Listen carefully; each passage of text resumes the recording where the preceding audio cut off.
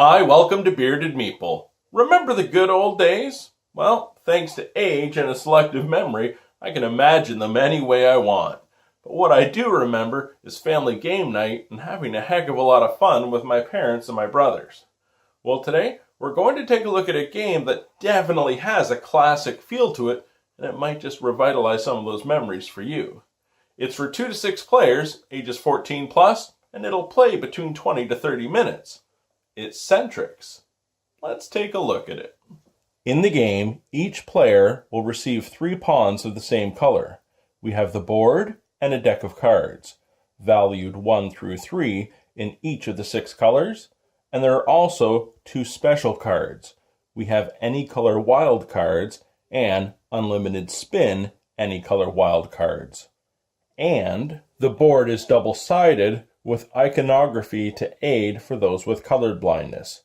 Let's take a look at the setup and the gameplay. You arrange the board so the colors align, deal each player 3 cards they will keep secret, and you're ready to begin.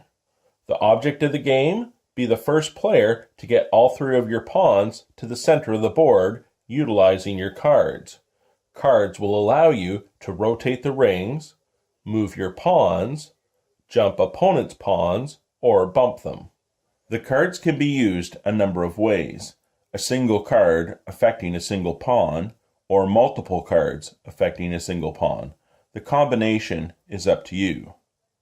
The number will indicate how many times you will rotate a ring that one of your pawns is located on. The color will indicate your movement by 1 space, up, down, or adjacent. You are not allowed to move diagonally. So, I could play all 3 cards and place a pawn on each color, or I could place a pawn on a single color, rotate that disc 2 spaces,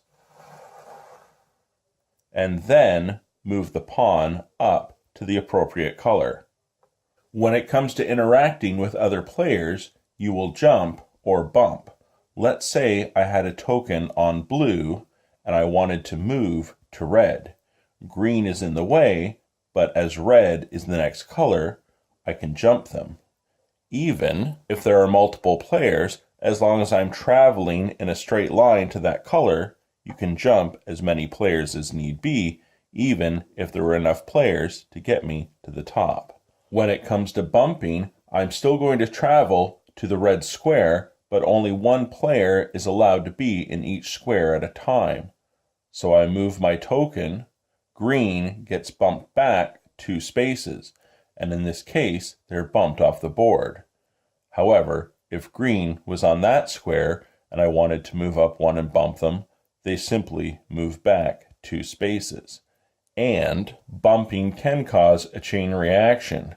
If I move my blue token to this red square, white gets bumped back 2, and now green gets bumped back 2 as well. Any color wildcards allow you to move 1 pawn up, down, or to an adjacent square where your pawn is positioned, regardless of color. These cards will not affect rotation of the dials. However, unlimited spin and any color wildcards will allow you to rotate 1 ring, optionally, where your pawn is located, any number of squares. You then have the option to also use the card as an any color wildcard.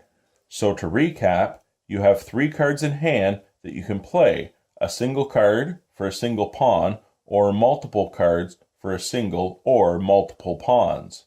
The number will indicate the number of squares you can rotate a ring on which your pawn is located, or you're using the color to move a pawn by 1 space. The special cards will definitely help you during gameplay. The first player to get their 3 pawns to the top will win. And that, my friends, is Centrix. Now, a couple of things I would like to say. Yes, this was just a prototype, but you get a feel of what the final product will be. And it definitely has a classic game feel to it, and that's actually what drew me to it. I like the fact that you're going to spend half the game trying to achieve your objective, and the other half trying to stop your opponents from doing the same. And definitely the more the merrier. The more players, the busier the board's going to be, the more interaction you'll have, and hopefully more fun. I also like the fact that they took into account those with colored blindness and having the double-sided board and the icons. That was a nice added touch. We really enjoyed it. I hope you get a chance to check it out. I'll talk to you again soon.